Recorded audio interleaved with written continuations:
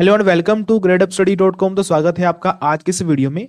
तो एचपीपीएससी की तरफ से एक एग्जाम हुआ था Himachal Pradesh finance and accounts service का, जो कि 26 फरवरी 2023 को हुआ था। तो आज हम इसका जो है वो हिंदी सेक्शन देखेंगे कि हिंदी से जो है वो किस प्रकार के क्वेश्चन बनते हैं। ठीक है, तो क्वेश्चन नंबर पहला देखिए, संविधान में हिंदी को डैश कहा गया है। तो संपर्क भाषा कहा गया है, राष्ट्रभाषा कहा गया है, राजभाषा या फिर आर्य भाषा। तो मैंने आपको पहले बताया था, कितनी बार बताया था कि संविधान में हिंदी को राजभाषा के नाम से जानते हैं, यानी कि संविधान में हिंदी को राजभाषा कहा गया है। अगर हम बात करें आर्टिकल्स की, तो आर्टिकल 343 से लेके 351 तक हमारी राजभाषा हिंदी के बारे में उल्लेखित किया गया है। ठीक है, तो यह भी आपको याद रखना है। तो संविधान में हिंदी को राजभाषा कहा गया है। क्लियर है? चलिए आगे चलेंगे। नेक्स्ट क्वेश्चन है आपके पास, हिंदी भाषा का जन्म कहां हुआ है। देखो, ऐसे क्वेश्चन भी आपके एग्जाम में आ सकते हैं, क्योंकि ये जो एग्जाम है ना, ये एचपीपीएससी ने ही कंडक्ट किया हुआ है। अब आपको पता है कि एचपीएसएससी तो एग्जाम लेगा नहीं। ठीक है, तो जितने भी एग्जाम अभी होंगे वो सारे के सारे एचपीपीएससी लेगा। ठीक है, तो एचपीपीएससी का एग्जाम पैटर्न क्या रहने वाला है, तो ये मैं आपके सामने आज लेके आया हूं। तो इस प्रकार के जो क्वेश्चन है हिंदी के पूछे जा सकते हैं। ठीक है, तो क्वेश्चन क्या है कि हिंदी भाषा का जन्म कहां हुआ है। अब देखो, आप सोचोगे कि सर हिंदी क्या कोई बंदा है क्या, क्या क्या ये कोई इंसान है क्या कि कहीं पे यानी कि राजस्थान, हिमाचल, पंजाब में जन्म ले लेगा। ये भाषा है। तो ऐसा क्वेश्चन कैसे बन सकता है। देखिए, क्वेश्चन बना हुआ है, और अगर क्वेश्चन बना हुआ है तो इसका आंसर भी डेफिनेटली होगा। तो आपके पास चार ऑप्शन है, आंध्र प्रदेश, उत्तर भारत, जम्मू कश्मीर या फिर इनमें से कोई नहीं। तो इसका जो राइट आंसर होगा उत्तर भारत होगा। हिंदी भाषा का जो जन्म स्थान है वो उत्तर भारत है। कहते हैं कि उत्तर भारत में हिंदी भाषा का जन्म हुआ है। ठीक है, और अगर हम बात करें आज के समय की, तो आज के समय में उत्तर भारत में ही हिंदी भाषा बोली जाती है। अगर आप दक्षिण भारत में जाते हो तो वहां पर हिंदी भाषा का उतना प्रयोग नहीं किया जाता, और वो लोग हिंदी भाषा समझते नहीं है। वहां पर जहां उनकी अपनी लोकल जो लैंग्वेज है वो चलती है, या फिर वो इंग्लिश बोलते हैं। अगर आप चले जाओ तमिलनाडु में, तो तमिलनाडु में या तो वो तमिल बोलेंगे या तो फिर वो इंग्लिश बोलेंगे, और ये दो लैंग्वेज ही वो समझेंगे, हिंदी को वो नहीं समझते हैं। तो इसी के आधार पर हिंदी भाषा का जो जन्म माना जाता है वो उत्तर भारत माना जाता है, और आज के समय में भी उत्तर भारत में ही हिंदी भाषा जो है वो बोली जाती है। ठीक है, तो यहां पर option number B is the correct answer. आगे बढ़ेंगे। नेक्स्ट क्वेश्चन है आपके पास, बुढ़ापा भी एक प्रकार का अभिशाप है। इस वाक्य में बुढ़ापा शब्द की संज्ञा बताइए। यानी कि बुढ़ापा जो शब्द है ये कौन सी संज्ञा है। मैंने कितनी बार आपको ये बताया हुआ है, बुढ़ापा, बचपन। तो ये जो शब्द है ये आपके जातिवाचक में आते हैं क्या, भाववाचक में आते हैं क्या, व्यक्तिवाचक में आते हैं क्या, वो इनमें से किसी में भी नहीं आते हैं, बताएंगे। तो आपको पता है कि बुढ़ापा, बचपन, तो जीवन की कोई भी अवस्था आपकी भाववाचक संज्ञा में आती है। बुढ़ापा, बचपन, जवानी, तो ऐसे शब्द। ठीक है, तो किस में आएंगे, भाववाचक संज्ञा में आएंगे। तो option number C is the correct answer. आगे बढ़ेंगे। नेक्स्ट क्वेश्चन है आपके पास, विधानमंडल द्वारा पारित या फिर स्वीकृत विधि को हम क्या कहेंगे। तो नियम कहेंगे, अधिनियम कहेंगे, विनिमय कहेंगे या फिर अध्यादेश कहेंगे। अब देखिए, विधानमंडल द्वारा पारित या फिर स्वीकृत विधि। देखिए, अगर हमने कोई भी एक नियम बनाना हो, कोई भी अगर हमने रूल बनाना हो, चाहे वो विधानमंडल में बने, चाहे वो विधानसभा में बने, चाहे वो लोकसभा में बने, या फिर चाहे वो राज्यसभा में बने, तो उसको हम अधिनियम या फिर एक्ट के नाम से जानते हैं। उसको हम अधिनियम या फिर एक्ट के नाम से जानते हैं। ठीक है, चलिए आगे। चलिए, जैसे कि रोलेट एक्ट आया था, तो वो क्या था, वो एक नियम बनाया गया था अंग्रेजों द्वारा, जो कि बाद में मतलब उसको एक एक्ट बना दिया गया, यानी कि वो अभी मतलब वो अभी चालू कर दिया गया है, यानी कि सभी पर इम्प्लीमेंट कर दिया गया है। तो जब कोई भी नियम किसी मतलब अपनी प्रजा पर इम्प्लीमेंट कर दिया जाता है तो वो एक एक्ट बन जाता है। एक्ट मतलब अधिनियम।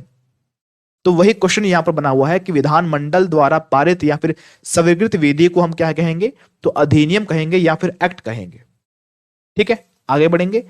नेक्स्ट क्वेश्चन है आपके पास, किस क्रमांक में अंग्रेजी परिभाषित शब्द के सामने उसका सही हिंदी समक्ष शब्द नहीं लिखा हुआ है, यानी कि किस शब्द का सही मतलब उसके आगे नहीं लिखा हुआ है, आपको वो जो ऑप्शन है वो फाइंड आउट करना है। ठीक है, देखिए, अगर हम बात करें अकाउंटेंसी की तो यहां पर लिखा हुआ है लेखा विधि, तो ये बिल्कुल सही है।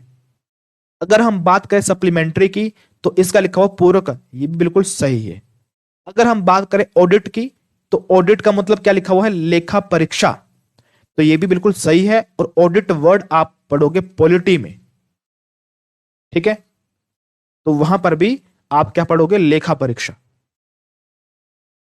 ठीक है, और अगर हम बात करें सीनियर, तो देखो हम एक वर्ड यूज करते हैं सीनियर सिटीजन, यानी कि वरिष्ठ नागरिक। तो सीनियर वर्ड के लिए हम कनिष्ठ का यूज नहीं करेंगे, हम क्या बोलेंगे, वरिष्ठ।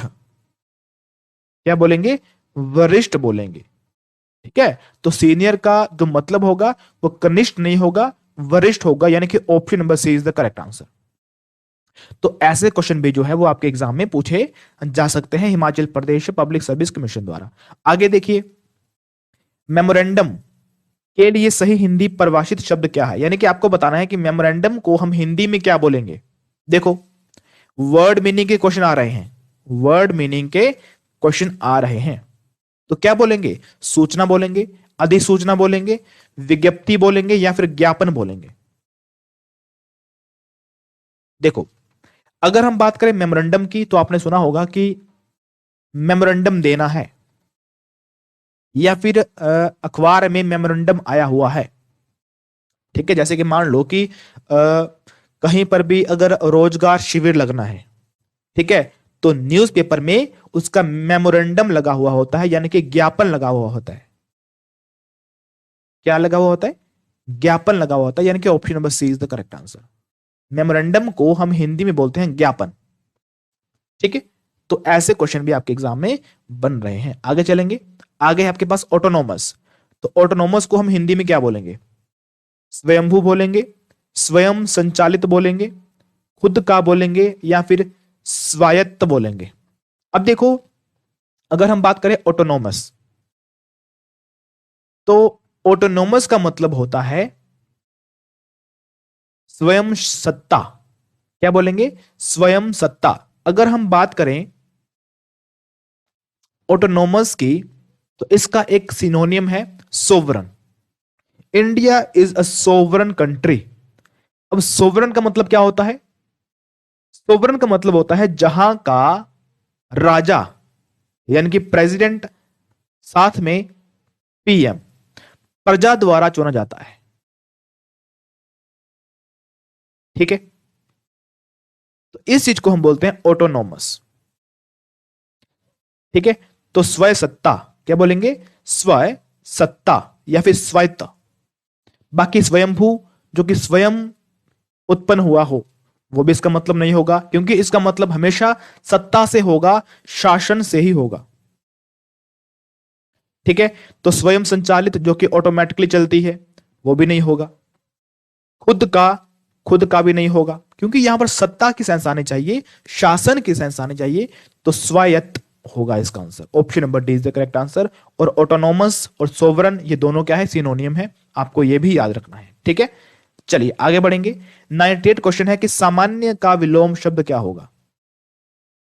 अब देखो, यहां पर जो क्वेश्चन आ रहे हैं ना, वो कंफ्यूज आपको कर सकते हैं कि सामान्य का विलोम शब्द क्या होगा। अभी आपको पता है कि सामान्य मतलब ऑन एन एवरेज, इसका विलोम मतलब उच्च। ठीक है, तो उच्च की सेंस में आप कौन सा शब्द यहां पर यूज करोगे? साधारण तो होगा नहीं, सर्वज्ञ होगा, विशिष्ट होगा, या फिर श्रेष्ठ होगा? चलो मान लेते हैं कि आपने सर्वज्ञ भी यहां पर माइनस कर दिया, नेग्लेक्ट कर दिया, फिर भी आप ऑप्शन नंबर ए और ऑप्शन नंबर सी में जरूर कंफ्यूज क्रिएट कर रहे होंगे, कंफ्यूजन क्रिएट कर रहे होंगे। ठीक है, तो देखो, अगर आपने वशिष्ठ को सही माना हुआ है तो ये बिल्कुल सही है, option number A is the correct answer. सामान्य का विलोम शब्द होगा विशिष्ट। ठीक है, आगे बढ़ेंगे। नेक्स्ट है आपके पास 4 दिन की चांदनी फिर अंधेरी रात। एक मुहावरा है कंप्लीट, लेकिन यहां पर लिखा हुआ है 4 दिन की चांदनी। मुहावरे का अर्थ क्या है? तो 4 दिन की चांदनी फिर अंधेरी रात। 4 दिन की चांदनी का मतलब है कि थोड़ा सा हमें सुख मिलेगा, फिर अंधेरी रात यानी कि फिर भी हम दुख में चले जाएंगे। ठीक है, तो मतलब कोई चीज आना तो वो कम समय के लिए आना, फिर उसके विपरीत आगे चलते जाना, चलते जाना, चलते जाना। यानी कि थोड़ी सी खुशी आना, थोड़ी सी खुशी आना, फिर दुख सहन करना। ठीक है, तो क्या होगा यहां पर? थोड़े समय का सुख। Option number C is the correct answer. Clear है? तो मतलब ये है कि हाँ, कुछ क्वेश्चन इसमें आसान आ रहे हैं। जैसे कि लास्ट क्वेश्चन देखो, उल्टी गंगा बहाना, तो ये भी काफी आसान मुहावरा है। ठीक है, तो उल्टी गंगा बहाना का मतलब क्या होगा? असंभव कार्य करना, गंगा की धारा में तैरना, रीति के विपरीत कार्य करना, या फिर गंगा की धारा को पलट देना। देखो यहां पर option number C is the correct answer. काफी आसान क्वेश्चन था, आपको पता होगा। ठीक है, एक क्वेश्चन और भी है यहां पर। क्वेश्चन क्या है कि हवा में, सॉरी, हाँ, हवा का पर्यायवाची क्या होगा? हवा का पर्यायवाची काफी आसान क्वेश्चन है। कम से कम 2 से 3 दिन पहले, यानी कि हमारी लास्ट क्लास थी, शायद वो 19 या फिर 20 क्लास होगी हमारी हिंदी की। ठीक है, वहां पर हमने वायु और हवा एक ही बात है, इसके पर्यायवाची शब्द जो है वो डिस्कस किए थे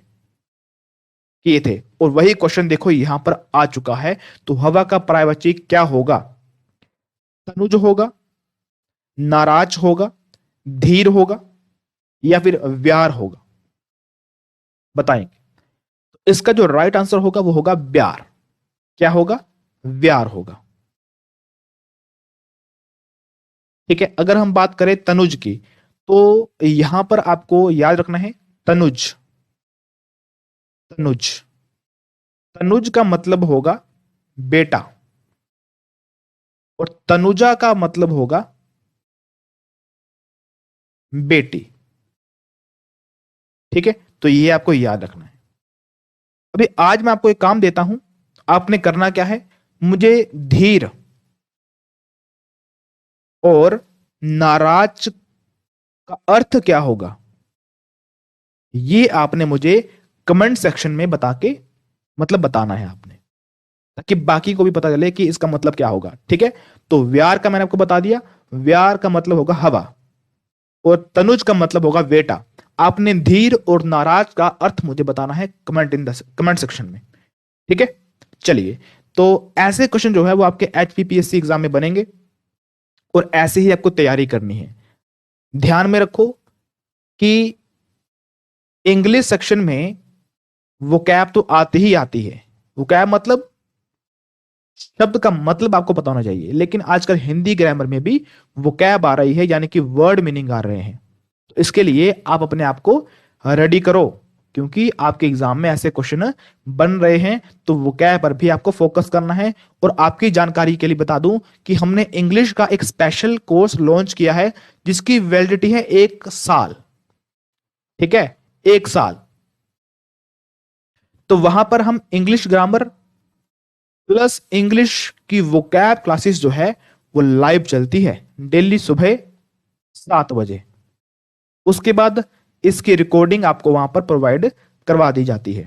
तो इससे आपको इतना फायदा होगा कि इंग्लिश आपकी बड़ी अच्छी यानी कि स्ट्रॉन्ग बन जाएगी, जो कि काफी सारे स्टूडेंट्स के लिए एक वीक सेक्शन है।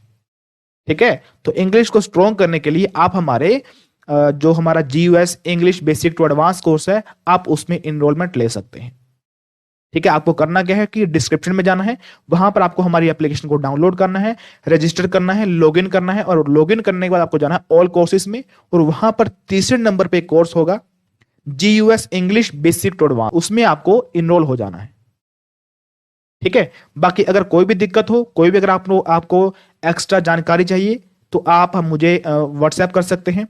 व्हाट्सएप नंबर है 9459253527। तो इस नंबर पे आप मुझे व्हाट्सएप कर सकते हैं। कोई भी अगर आपकी क्वेरी हो तो आप मुझे पूछ सकते हैं। ठीक है, चलिए मिलेंगे फिर हम रात के 8 बजे। तब तक के लिए जय हिंद, जय हिमाचल।